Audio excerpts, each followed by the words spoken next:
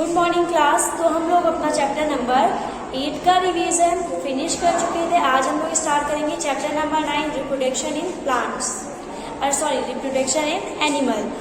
Start करते हैं। Do you recall the process of digestion, circulation and respiration which you have studied in previous class. आप लोगों ने इसके पहले पढ़ा होगा 7th क्लास में। डाइजेशन, सर्कुलेशन जो ब्लड का सर्कुलेशन होता है, डाइजेशन जो आपका खाना पचना होता है, रेस्पिरेशन जैसे आप सांस लेते हैं, ये सारे प्रोसेस आप लोगों ने पिछली क्लासेस में पढ़े हैं। These process are essential for survival of every individual.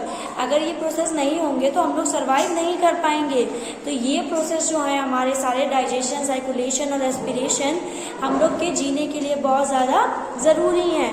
फिर you have also learn about the process of reproduction in plant, और हम लोगों ने रिप्रोडक्शन इन प्लांट भी पढ़ा था। फिर reproduction is essential for continuation of a species. जो रिप्रोडक्शन है हमारा वो बहुत ज़रूरी है किस चीज़ के लिए? Continuation of a species. अगर रिप्रोडक्शन नहीं होगा तो जो हमारे जैसे स्पेसीज क्या होंगे, नए बच्चे ही नहीं। जब जैसे हमारी एक काऊ है, अगर वो बेबी नहीं पैदा करेगी तो फिर कितने टाइम तक वो काऊ, जब उसकी डेथ हो जाएगी तो उसके बाद उसकी पीढ़ी जो वंश है वो कैसे बढ़ेगा? तो जो हमारी कंटिन्यूएशन चाहिए स्पेसीज के लिए, उसके लिए रिप्रोडक्शन बहुत ज़्यादा ज़रूरी है। Imagine what would you have happened if organism had not reproduce. तो ऐसा बेटा इमेजिन करो, अगर रिप्रोडक्शन प्रोसेस नहीं होगा तो क्या होगा? तो बेटा अभी जितने हम लोग हैं बस उतने ही रहेगा, पॉपुलेशन बढ़ेगी नहीं तो जनरेशन आगे नहीं बढ़ पाएगी। फिर आगे you will realise that reproduction is very important as it ensure the continuation of similar kind of individual generation after generation. तो जनरेशन्स बढ़ाने के लिए, पॉपुलेशन बढ़ाने के लिए हम लोग का रिप्रोडक्शन प्रोसेस बहुत ज़्यादा ज़रूरी है। फिर you have already learn in your previous class about reproduction in plant. अब हम लोग रिप्रोडक्शन इन प्लांट्स तो पढ़ चुके हैं, तो हम लोग इस चैप्टर में क्या पढ़ेंगे? Reproduction in animals. Mode of reproduction, कौन कौन से 2 मोड होते हैं रिप्रोडक्शन के? तो have you ever seen the young ones of different animals. तो आप लोगों ने देखे होंगे जो कैट डॉग का पपी होता है वो भी आप लोगों ने देखा होगा। कैट के किटन होती हैं, छोटे छोटे बच्चे होते हैं कैट के, वो भी देखे होंगे। तो आपको एक टेबल दिया गया, उसमें आपको भरना है कि ह्यूमन का बेबी भरा हुआ है। हम लोग भी किस कैटेगरी में आते हैं? एनिमल की कैटेगरी में आते हैं, क्योंकि हम लोग भी पहले क्या थे? बंदर थे। उसके बाद जैसे जैसे एवोल्यूशन होता गया तो हम लोग ह्यूमन की तरह लगने लगे। तो हम लोग किस कैटेगरी में आते हैं? एनिमल्स में। तो ह्यूमन का क्या होंगे? Young ones baby. कैट का क्या हो जाएगा? किटन। डॉग का हो जाएगा पपी। बटरफ्लाई का कैटरपिलर। काऊ का काल्फ। और फ्रॉग का हो जाएगा टेडपोल। फिर you must have seen the young ones of various animal being born. Can you tell how chicks and caterpillar are born? How kittens and puppies are born? आप लोगों ने देखा होगा जैसे जब हमारी बिल्ली बच्चे देने वाली होती है तो वो एक जगह अपना बना लेती। कभी कभी किसी के घर में भी छोटे छोटे बच्चे देखते होंगे आप लोग, चूहे के बच्चे बहुत सारे आप लोगों ने देखे होंगे। So just in plant there are 2 modes by which animal reproduce. तो इसी की तरह हम लोग ने मोड ऑफ रिप्रोडक्शन को 2 पार्ट में डिवाइड किया है। एक है सेक्सुअल रिप्रोडक्शन और दूसरा है एसेक्सुअल रिप्रोडक्शन। तो अभी हम लोग पढ़ते हैं पहले सेक्सुअल रिप्रोडक्शन क्या होता है। Try to recall reproduction in plants which you have study in class 7. You will remember that plant that reproduce sexually have male and female reproductive part. जो भी प्लांट जो हम लोग के क्लास 7 में पढ़ा था, जो भी प्लांट सेक्सुअली रिप्रोड्यूस हो रहा था उसमें हम लोग को 2 पार्ट्स की जरूरत थी, एक मेल की और एक फीमेल की। तो can you name the part? फिर उसके बाद है इन animal also makes the mail and female have different reproductive part of organ. ऐसे ही एनिमल में मेल और फीमेल में अलग अलग ऑर्गन पाए जाते हैं रिप्रोडक्शन के लिए। तो like plant the reproductive part in animal also produce gamete that fuse to form a zygote. तो जैसे हमारे प्लांट्स में हम लोगों ने पढ़ा था, वैसे ही एनिमल्स में क्या होता है? एक पार्ट होता है जो जिसका नाम होता है जैमेट, जो क्या फॉर्म करता है? जाइगोट फॉर्म करता है। It is the zygote which develop into a new individual.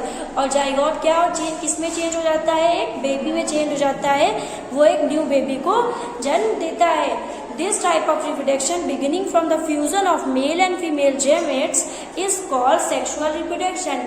तो ऐसे रिप्रोडक्शन जिसमें मेल और फीमेल फीमेल रिप्रोडक्शन करते हैं और क्या फॉर्म करते हैं, गैमेट्स, तो उसको हम लोग क्या बोलते हैं, सेक्सुअल रिप्रोडक्शन बोलते हैं। फिर let us find out the reproductive parts in human and study the process of reproduction in them. तो अब कौन कौन से रिप्रोडक्शन के लिए पार्ट यूज होता है, तो सबसे पहले आता है हम लोग मेल रिप्रोडक्टिव ऑर्गन देखते हैं। तो मेल में क्या है, the mail reproductive organ include a pair of testis, two sperm ducts, a penis. The testis produce the male gamete called sperm. तो मेल के गैमेट्स को हम लोग क्या बोलते हैं, स्पर्म बोलते हैं। Million of sperm are produced by the testis, testis से मिलियंस में स्पर्म प्रोड्यूस होते हैं, मिलियंस में प्रोड्यूस जो स्पर्म होते हैं मिलियंस में निकलते हैं। विच shows the figure of a sperm, आपको 9.1 में एक फिगर भी पूरा आपको बनाया गया है मेल रिप्रोडक्टिव ऑर्गन का। Look at figure 9.2 which shows the figure of sperm.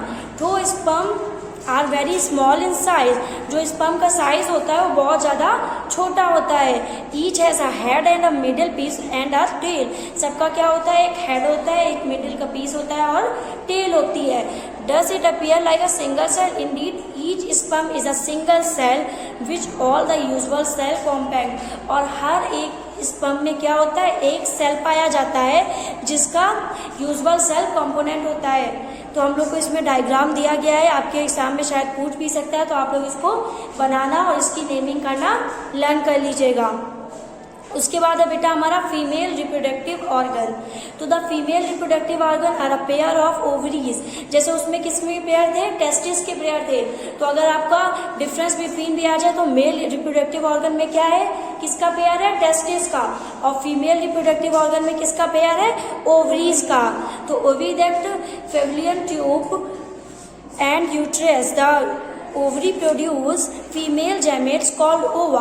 और उसमें क्या था, मेल गैमेट का क्या नाम था, स्पर्म नाम था, और फीमेल गैमेट का नाम क्या है, ओवा। तो यहाँ से हम लोग को 2 पॉइंट्स निकल के आए, मेल रिप्रोडक्टिव का नाम और फिर उसका नाम, और फिर गैमेट का नाम स्पर्म और फीमेल गैमेट का नाम ओवा। ओवा को हम लोग एक्स बोलते हैं। In human beings a single matured egg is release into the oviduct by one of the ovaries every month. तो हर मंथ में ओवरी से एक जो एग होता है वो रिलीज होता है। Uterus is a part where development of the baby take place. तो यहाँ से आपका क्वेश्चन आ सकता है कौन से पार्ट में बेबी का डेवलपमेंट होता है, तो कहाँ पे होता है बेटा, यूटेरस में। Like the sperm and egg is also a single cell, जैसे स्पर्म एक सिंगल सेल है, तो ये जो हमारा ओवा है, जो हमारा ये भी क्या है, सिंगल सेल है। तो मेल रिप्रोडक्टिव पार्ट का हम लोग का क्या नाम हो गया, किसके पेयर पाए जाते हैं मेल रिप्रोडक्टिव सिस्टम में, टेस्टिस के। फीमेल रिप्रोडक्टिव सिस्टम में किसके पाए जाएंगे, ओवरीज के। उसके बाद उसमें जो गैमेट है मेल रिप्रोडक्टिव में उसको बोलते हैं हम लोग स्पर्म, फीमेल में बोल रहे हैं हम लोग ओवा, और दोनों में क्या है, सिंगल सेल पाया जाता है। ओके, इसके बाद है हमारा process fertilisation. The first step in the process of reproduction is the fusion of a sperm and a ovum. तो सबसे पहला स्टेप क्या होता है रिप्रोडक्शन के प्रोसेस में, स्पर्म और ओवम का मिलना, फ्यूजन होना उन दोनों का। तो when sperm comes in contact with an egg, जब स्पर्म एग के कांटेक्ट में आता है तो वन ऑफ द स्पर्म में फ्यूज विद द एग। तो आप लोगों ने अभी पढ़ा मिलियन ऑफ स्पर्म होते हैं, तो क्या होता है, कोई एक स्पर्म क्या करता है, एग से मिल जाता है, फ्यूज हो जाता है। फिर such fusion of the egg and the sperm is called fertilisation. इसी फ्यूजन को, एग और स्पर्म के फ्यूजन को हम लोग क्या बोलते हैं, फर्टिलाइजेशन बोलते हैं। तो अगर आ जाए डेफिनेशन फर्टिलाइजेशन की, तो आप लोग क्या लिखोगे, the fusion of egg and the sperm is called fertilisation. During the fertilization, the nuclei of sperm and the egg fuse and form a single nucleus. तो जब हमारा फर्टिलाइजेशन होता है तो क्या होता है, जो स्पर्म का न्यूक्लियस होता है और एग दोनों मिल के क्या बनाते हैं, एक सिंगल न्यूक्लियस फॉर्म करते हैं। This result in the formation of fertilised egg और जाइगोट। इसी से हमारा क्या बनता है, उस न्यूक्लियस से क्या बनता है, हमारा जाइगोट बनता है। फिर the process of fertilisation is meeting of an egg cell for a mother and a sperm cell from a father. तो एग सेल उसको कहाँ से मिल रहा है? फर्टिलाइजेशन के प्रोसेस में फीमेल से मतलब मदर से, और स्पर्म सेल किससे मिल रहा है बेटा? मेल से मतलब फादर से। See the individual inherit some characteristics from the mother and the some from the father. इसीलिए आपके जो बच्चे होते हैं जैसे तो क्या बोलते हैं आप लोग देखते हैं कि कुछ चीजें उसमें पापा में गई होती हैं और कुछ चीजें मम्मी से मिल रही होती हैं, क्योंकि वो दोनों जो बच्चा होता है वो उन दोनों का मेल होता है, उन दोनों का फ्यूजन से बनता है। तो लुक एट योर ब्रदर और sister, see if you can recognise some characters similar to those of mother और योर फादर। तो आप अपने भाई बहन को देख के बता सकते हैं कि कौन मेरी मम्मी की तरह दिखता है और कौन पापा की तरह दिखता है। किसी किसी के हेयर्स मम्मी की तरह होते हैं, किसी के पापा पे गए होते हैं, किसी की नोज मम्मी पे गई होती है और किसी के नोज पापा पे गए होते हैं। तो fertilisation which take place inside the female body is called internal fertilisation. और इंटरनल फर्टिलाइजेशन क्या होता है? जो फर्टिलाइजेशन फीमेल बॉडी के अंदर होता है वो होता है बेटा हमारा internal fertilization. Internal fertilization is many animal, किस किस में होता है ये? Including human, cow, dogs and hens, इन सब में इंटरनल फर्टिलाइजेशन होता है। फिर you will be surprised to know that in many animals fertilization take place outside the body of the female। तो काफ़ी सारी आप लोग जान के हैरान होंगे, काफ़ी सारे एनिमल्स ऐसे होते हैं जिनमें फीमेल की बॉडी के बाहर भी फर्टिलाइजेशन होता है। In these animal fertilisation take place in water. तो इन एनिमल में किस में फर्टिलाइजेशन होता है? वाटर में होता है। तो क्या होता है इस प्रोसेस में? ड्यूरिंग स्प्रिंग और rainy season frog and toads move to the pond and slow flowing stream. तो जब हमारे रेनी सीजन आता है या फिर स्प्रिंग सीजन आता है तो जो हमारे फ्रॉग होते हैं वो क्या होते हैं? या तो तालाब में चले जाते हैं या फिर जो हल्की सी फ्लोइंग स्ट्रीम होती है जहाँ हल्का हल्का पानी बह रहा होता है वहाँ पे चले जाते हैं। When the male and the female come together in water the female less 100 of egg. तो जब मेल और फीमेल मिलते हैं तो क्या होता है? जो फीमेल है वो 100 ऑफ एग देती है। Unlike hens egg, frogs egg is not covered by a shell. जैसे आप लोगों ने मुर्गी के अंडे देखे होंगे उसके ऊपर क्या होता है? एक शेल होता है। वैसे ही जो फ्रॉग के अंडे होते हैं उसमें शेल नहीं होता है। फिर it is completely very delicate. A layer of jelly holds the egg together and provide protection to the egg. एक जेली की लेयर होती है, जेली टाइप का सब्सटेंस होता है जो उस एग को प्रोटेक्ट करता है। As the egg are laid, the male deposit over them। तो आप लोगों ने क्या देखा? जो फीमेल फ्रॉग है उसने क्या किया? बहुत सारे अंडे दिए और उसमें जेली जो थी वो उसको क्या कर रही है? एग को प्रोटेक्ट कर रही है। फिर क्या हुआ? जो मेल है, मेल फ्रॉग है, वो आया वहां पे और उसने वहां पे क्या किया? स्पर्म डिपॉजिट कर दिया। Each sperm swings randomly in water with the help of its long tail. और फिर सारे स्पर्म वाटर में क्या होने लगे? बहने लगे। और फिर क्योंकि उनकी लॉन्ग लॉन्ग टेल होती है तो उससे वो स्विंग करके बहने लगे। The sperm come in contact with the egg. और जब स्पर्म एग के कॉन्टैक्ट में आए दिस रिजल्ट इन फर्टिलाइजेशन। तो वहां पे क्या हुआ? फर्टिलाइजेशन। जब एग और स्पर्म मिलेगा तो क्या हो रहा था? फर्टिलाइजेशन हुआ। लेकिन आपने देखा इसमें मेल और फीमेल मिल के फर्टिलाइजेशन नहीं कर रहे हैं। पहले फीमेल ने एग प्रोड्यूस कर दिया, फिर मेल ने स्पर्म प्रोड्यूस किए, फिर वो लोग जाके मिल रहे हैं। This type of fertilisation in which the fusion of a male and female gamete take place outside the body of the female is called external fertilisation. तो ऐसे फर्टिलाइजेशन प्रोसेस जिसमें फर्टिलाइजेशन तो हो रहा है लेकिन मेल और फीमेल मिल नहीं रहे हैं, वो अलग है, तो वहां पे क्या हो रहा है? जेमेट तो बन रहा है लेकिन आउटसाइड ऑफ जो फीमेल की बॉडी के बाहर प्रोड्यूस हो रहा है जेमेट, तो वो क्या हो जाता है? हमारा external fertilisation. It is very common in aquatic animal. ये अधिकतर एक्वेटिक एनिमल में पाया जाता है, जैसे कि फिश, स्टारफिश। इसके बाद बेटा हमारा है डेवलपमेंट ऑफ एम्ब्रॉय। तो इसके आगे वाला हम लोग नेक्स्ट क्लास में पढ़ेंगे।